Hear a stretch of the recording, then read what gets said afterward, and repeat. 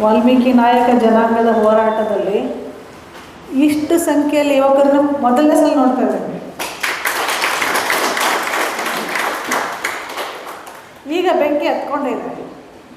ಮೊನ್ನೆ ಚಿತ್ರದುರ್ಗದಲ್ಲಿ ಉಗ್ರಪ್ಪನವರು ಜಿಲ್ಲಾ ಮಟ್ಟದಲ್ಲಿ ಸಭೆಗಳು ಕರೆದು ಮಾತಾಡ್ತಾ ಇದ್ರು. ಇದೇ ಪರ್ಸೆಂಟೇಜ್ ವಿಷಯಕ್ಕೆ 7% ಆಗಬೇಕು, ನಕಲಿದು ಪ್ರಮಾಣ ಪತ್ರಗಳು ತಗೊಳ್ತಾ ಇದ್ದಾರೆ. ಇದೆಲ್ಲದ್ರ ಬಗ್ಗೆನೂ ಪಾಪ ಜಿಲ್ಲೆಗಳ ಅಡುಗೆ ಮಾಡುವಾಗ ನಾನು ದುರ್ಗದಲ್ಲಿ ಹೋಗಿದ್ದೆ. ನೋಡ್ತೀನಿ ಎಲ್ಲ ಸೀನಿಯರ್ ಸಿಟಿಜನ್ಸ್ ನನ್ನಂಥವ್ರು. ಫಲಾನುಭವಿಗಳು ಯಾರು? ಯುವಕರು ತಾನೇ, ಯುವಕ ಯುವತಿಯರು. ಆ ಯುವಕ ಯುವತಿಯರೇ ಕಾಣಲ್ಲ. ಮತ್ತು ಯಾವ ಜಿಲ್ಲೆಗೆ ಹೋಗಲಿ ಏನು ಮಾಡಲಿ ನಮ್ಮಂಥವ್ರು ಕಾಣ್ತಾರೆ, ಸೀನಿಯರ್ ಸಿಟಿಜನ್ಸು. ನಾ ಹೇಳಿದೆ ನಾವು ಮನೆ ಕೂತ್ಕೊಳ್ಳೋಣ, ಫಲಾನುಭವಿಗಳು ಬರಲಿ ಹೊರಗಡೆ ಅಂತ ಎಲ್ಲಿ ಹೋದಲ್ಲೂ ಹೇಳ್ತಾನೆ ಇದ್ದೀನಿ. ಅದಕ್ಕೆ ನಮ್ಮ ಜನಾಂಗದೊಂದು ದುರದೃಷ್ಟ ಅಂದರೆ ಒಗ್ಗಟ್ಟಾಗಲ್ಲ. ಎಲ್ಲರೂ ನಾಯಕರೇ. ಅದು ಯಾವ ಕ್ಷಣದಲ್ಲಿ ನಾಯಕರು ಅಂತ ಹೆಸರಿಟ್ಟರು ನಮ್ಮ ಜಾತಿಗೆ, ಎಲ್ಲರೂ ನಾಯಕರು. ಹಾಗಾಗಿ ಯಾವುದಾದ್ರೂ ಒಂದು ಪ್ರಬಲವಾದ ನಾಯಕತ್ವದೊಳಗೆ ರಾಜ್ಯ ಮಟ್ಟದಲ್ಲಿ ಒಂದಾದರೆ ಮಾತ್ರ ಸರ್ಕಾರಗಳು ಅಲುಗಾಡ್ತವೆ. ದಯವಿಟ್ಟು ರಾಜಕಾರಣಿಗಳನ್ನು ನಾವು ನಂಬೋದು ಬೇಡ. ಎಲ್ಲರೂ ತಮ್ಮ ತಮ್ಮ ತಲೆ ಉಳಿಸ್ಕೊಳ್ಳೋರು. ಎಲ್ಲ ಜನಾಂಗದವ್ರನ್ನೂ ಅವ್ರು ಪ್ಲೀಸ್ ಮಾಡಬೇಕಾಗುತ್ತೆ. ನಮ್ಮ ಜನಾಂಗದವರಿಗೆ ಫೋಕಸ್ ಮಾಡೋಕ್ಕೆ ಅವರಿಗೆ ಸಾಧ್ಯ ಆಗ್ತಾ ಇಲ್ಲ.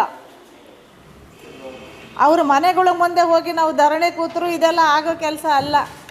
ಅನುಭವದಿಂದ ಹೇಳ್ತಾ ಇದ್ದೀನಿ ನಾನು.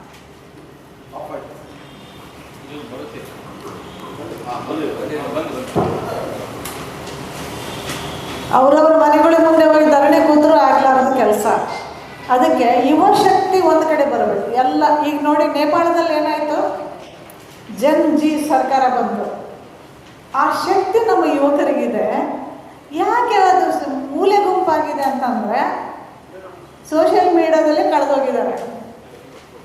ಬರೀ ಮೆಸೇಜ್ ಹಾಕ್ಬಿಡೋದು, ಮೆಸೇಜ್ ಹಾಕಿದ್ವಿ ಅವ್ರು ಹಂಗೆ ಹಾಕಿದ್ವಿ, ಅಲ್ಲೇ ಕಾಮೆಂಟ್ ಮಾಡೋದು, ಅಲ್ಲೇ ಬೈದಾಡೋದು, ಅಲ್ಲೇ ಜಗಳ ಆಡೋದು, ಅಲ್ಲೇ ಹೊಡೆದಾಡೋದು. ಆ ಸೋಷಿಯಲ್ ಮೀಡಿಯಾ ಮೊಬೈಲ್ ಬಿಟ್ಟು ಸ್ವಲ್ಪ ಹೊರಗಡೆ ನಮ್ಮ ನೋಡುವಂಥ ಯುವಕರು ಬೇಕು. ಈಗ ಇವರೆಲ್ಲ ಬಂದಿದ್ದಾರೆ, ಯುವಕರು ಸಂಘಟಿಸಿ ಅವರೇ ಕರೆದಿದ್ದಕ್ಕೆ ನನಗೆ ಎಷ್ಟು ಖುಷಿಯಾಯಿತು, ಆಸಕ್ತಿಯಿಂದ ಬಂದೆ. ಇದಕ್ಕಿಂತ ಖುಷಿಯಾಗಿದೆ ಇಲ್ಲಿ ಕುರ್ಚಿಗಳನ್ನು ಹಾಕಿಲ್ಲ ಅವರು. ಇಂಥ ಖುಷಿಯಾಗೋಯ್ತು ನಾನು ನೋಡಿ. ಭಾಳ ಒಳ್ಳೆ ಕೆಲಸ ಮಾಡಿದ್ರಪ್ಪ ಇಲ್ಲಿ ಕುರ್ಚಿಗಳ. ಯಾಕಂದರೆ ಅದಕ್ಕೂ ಜಗಳ, ಮತ್ತೆ ನನ್ನ ಕರೀಲಿಲ್ಲ ವೇದಿಕೆ ಮೇಲೆ, ನೀನು ಕರೀಲಿಲ್ಲ ಅಂತ ಹೇಳ್ಬೋದು. ಹಳ್ಳಿ ಪಂಚಾಯಿತಿಗಳಿಗೆ ಭಾಷಣಕ್ಕೆ ಹೋಗ್ತೀವಲ್ಲ, ನೋಡ್ತೀವಲ್ಲ, ಇಡೀ ಅಲ್ಲಿಂದ ಇಲ್ಲಿ ತನಕ ಬರೋ ಜನನೇ ಕೂತಿರ್ತಾರೆ. ಅವ್ರು ಏನು ಮಾಡ್ತಾರೆ, ಏನು ಕಡ್ದು ಕಟ್ಟೆ ಹಾಕ್ತಾರೆ ಗೊತ್ತಿರಲ್ಲ. ಅದಕ್ಕೆ ನಾವು ಕೆಳಗಿಂದನೇ ಬರೋಣ, ಯುವಕರ ಮೇಲೆತ್ತೋಣ. ನಿಮ್ಮ ಹಿಂದೆ ನಾವು ಆಧಾರ ಸ್ತಂಭವಾಗಿ ನಿಂತ್ಕೊಳ್ತೀವಿ, ನಿರ್ದೇಶನಗಳನ್ನು ಕೊಡ್ತೇವೆ. ಆದರೆ ಮುಂಚೂಣಿಯಲ್ಲಿ ನೀವಿರಬೇಕು ಅನ್ನೋದು ನನ್ನ ಷರತ್ತು. ಆದರೆ ಇವತ್ತಿನ ಸಂಖ್ಯೆ ನೋಡಿದರೆ ಭಾಳ ಬೇಜಾರಾಗ್ತದೆ. ರಾಜ್ಯ ಮಟ್ಟದ್ದು ಏನೇನೋ ಕನಸುಗಳು ನಿನ್ನೆಯಿಂದ ಇಷ್ಟು ಜನ ಬರ್ತಾರೆ, ಅಷ್ಟು ಜನ ಬರ್ತಾರೆ, ಹಾಗೆ ಹೇಗೆ ಅಂತ. ಆದರೆ ಆಸಕ್ತಿ ಇರೋರು, ಕಳಕಳಿ ಇರೋರು ಬಂದಿದ್ದಾರೆ. ಈ ಸಂದರ್ಭದಲ್ಲಿ ನಾವು ಏನು ಮಾಡಬೇಕು ಅನ್ನೋದನ್ನು ಭಾಳ ದೃಢವಾಗಿ ನಿರ್ಧಾರ ಮಾಡಿ ಮುಂದೆ ಇಟ್ಟ ಹೆಜ್ಜೆಯನ್ನು ಹಿಂದಕ್ಕೆ ಇಡಬಾರ್ದು. ನಾವು ಮುಂದೆ ಹೆಜ್ಜೆ ಇಡೋಣ. ಮೀಸಲಾತಿ 7% ಸಿಗೋ ತನಕ ನಾವು ಹಿಂದೇಟು ಹಾಕೋದು ಬೇಡ. ಬೇರೆ ಜನಾಂಗದವರು ಕರೀತಾರೆ. ಅದಕ್ಕೆ ನನಗೇನು ಅನಿಸುತ್ತೆ ಅಂದರೆ, ಹಳ್ಳಿಗಳಲ್ಲಿ ಒಂದು ವಿಜಿಲೆನ್ಸ್ ಕಮಿಟಿಗಳನ್ನು ಮಾಡಬೇಕು. ನಾವು ರಾಜ್ಯ ಮಟ್ಟದಲ್ಲಿ ಕುತ್ಕೊಂಡು ವಿಜಿಲೆನ್ಸ್ ಕಮಿಟಿ ಮಾಡಿದರೆ ನಮ್ಗೆ ಏನೂ ಗೊತ್ತಾಗಲ್ಲ. ಅದಕ್ಕೆ ಪ್ರತಿಯೊಂದು ಹಳ್ಳಿಯಲ್ಲಿ ನಮ್ಮ ನಾಯಕ ಜನಾಂಗದಲ್ಲಿ ಇರುವಂಥ ಪ್ರಜ್ಞಾವಂತರನ್ನು ಸೇರಿಸಿ ವಿಜಿಲೆನ್ಸ್ ಕಮಿಟಿ ಮಾಡಿದರೆ ಹಳ್ಳಿಗಳಲ್ಲಿ ಯಾರು ಯಾವ ಜಾಗದಿಂದ ಪಕ್ಕಾ ಗುರುತಿರುತ್ತೆ. ಹಾಗಾಗಿ ಯಾರು ಸುಳ್ಳು ಸರ್ಟಿಫಿಕೇಟ್ ತೊಗೊಂಡಾರಂತ ಅಲ್ಲಿಂದ ಐಡೆಂಟಿಫೈ ಮಾಡೋಕ್ಕೆ ಶುರು ಮಾಡ್ಬೇಕು. ನಾವು ಯುವಕರು ಇದಕ್ಕೆ ಮನಸ್ಸು ಮಾಡಬೇಕು. ಹಳ್ಳಿ ತಳಮಟ್ಟದಿಂದ ನಾವು ಸುಧಾರಿಸಬೇಕು ಮತ್ತು ತಳಮಟ್ಟದಿಂದ ಸಂಘಟನೆಯನ್ನು ಮಾಡಬೇಕಾಗತ್ತೆ. ಆದ್ದರಿಂದ ಬೆಂಗಳೂರಿನಲ್ಲಿ ಇಂಥ ಒಂದು ಸಭೆ ಕರೆದು ನಾವು ಮಾತಾಡಿದ್ರೂ ರಾಜ್ಯಕ್ಕೆ ಮುಟ್ಟುತ್ತೆ, ಇಲ್ಲ ಅಂತಿಲ್ಲ. ಆದರೆ ನಾವು ಬೇರಿನ ಮಟ್ಟಕ್ಕೆ ಹೋಗುವ ಅವಶ್ಯಕತೆ ಇವತ್ತಿನ ನಮ್ಮ ಯುವ ಜನಾಂಗಕ್ಕೆ ಇದೆ, ನಾಯಕ ಜನಾಂಗಕ್ಕೆ ಇದೆ. ಅಲ್ಲಿಂದ ನಾವು ವಿಜಿಲೆನ್ಸ್ ಕಮಿಟಿಯಿಂದ ಶುರು ಮಾಡಿದರೆ ನಕಲಿ ಪ್ರಮಾಣ ಪತ್ರಗಳ ಹಾವಳಿ ಕಡಿಮೆ ಆಗುತ್ತೆ. ಹಾಗೆ 7% ಮೀಸಲಾತಿ ಆಗಬೇಕು ಅನ್ನುವಂಥ ಸಂದರ್ಭದೊಳಗೆ ನಮ್ಮ ಜನಗಳಿಗೆ ಫಲ ಸಿಗುತ್ತೆ, ಫಲಾನುಭವಿಗಳು ನಮ್ಮ ಜನಗಳೇ ಆಗ್ತಾರೆ. ಆದ್ದರಿಂದ ಯುವಕರನ್ನು ನೋಡಿ, ಮೊದಲು ವಿದ್ಯಾರ್ಥಿ ಚಳುವಳಿಗಳಿದ್ವು, ಎಂಥ ಒಂದು ಸಣ್ಣ ಇಶ್ಯೂ ಇದ್ರೂ ಎಷ್ಟು ಯಶಸ್ವಿ ಆಗ್ತಾಯಿತ್ತು. ಇವತ್ತು ವಿದ್ಯಾರ್ಥಿ ಚಳುವಳಿಗಳೇ ಇಲ್ಲ.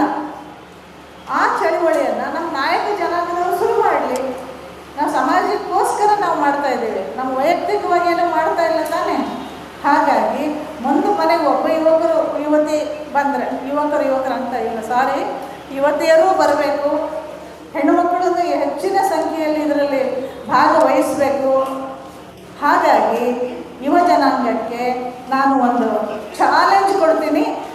ಸೋಷಿಯಲ್ ಮೀಡಿಯಾ ಬಿಟ್ಟು ಸಮಾಜಕ್ಕೋಸ್ಕರ ಒಂದು ಸ್ವಲ್ಪ ನೀವು ದುಡಿಬೇಕಾಗುತ್ತೆ. ಅಂದರೆ ನೀವು ಫಲವನ್ನು ಅನುಭವಿಸ್ಲಿಕ್ಕೆ ಸಾಧ್ಯ ಆಗುತ್ತೆ. ಇಲ್ಲಾಂದ್ರೆ ನಿಮ್ಮ ಮಕ್ಕಳು ಸಫರ್ ಆಗ್ತಾರೆ. ಇವತ್ತು ನೀವು ಯುವಕರು ನಾಳೆ ತಂದೆ ತಾಯಿ ಆಗ್ತೀರಾ. ನಿಮ್ಮ ಮಕ್ಕಳ ಪರಿಸ್ಥಿತಿ ಏನು? ಜನಾಂಗದ ಸಂಖ್ಯೆ ಜಾಸ್ತಿ ಆಗುತ್ತೆ, ಸ್ಪರ್ಧೆ ಜಾಸ್ತಿ ಆಗುತ್ತೆ, ಬೇರೆ ಜನಾಂಗದವರು ಕಬಳಿಸ್ಕೊಳ್ತಾರೆ. ಇನ್ನೊಂದು, ಸರ್ಕಾರ ದಿನನಿತ್ಯ ಒಂದು ಬೇರೆ ಜನಾಂಗನೇ ಎಸ್ ಟಿ ಒಳಗೆ ಸೇರಿಸ್ತಾರೆ. ದಿನನಿತ್ಯ ಒಂದು ಜನಾಂಗ ತಂದು ಎಸ್ ಟಿ ಒಳಗೆ ಸೇರಿಸ್ತಾರೆ, ಬೇರೆ ಬೇರೆ ಜಾತಿಯವರು. ಅದು ಕೂಡ ನಿಲ್ಲುತ್ತೆ. ಎಲ್ಲಿ ನಮಗೆ ಪ್ರಜ್ಞೆ ಬಂದಿದೆ ಅಂತ ಗೊತ್ತಾಗುತ್ತೆ, ಅವ್ರು ಹೆದರ್ತಾರೆ. ಅದಕ್ಕೆ ನಾವೆಲ್ಲ ಸ್ವಲ್ಪ ಜಾಗೃತರಾಗೋಣ. ನಮ್ದೆಲ್ಲ ಬೆಂಬಲ ನಿಮಗಿದೆ ಅಂತೇಳಿ ನಾನು ಮಾತು. ನಮಸ್ಕಾರ.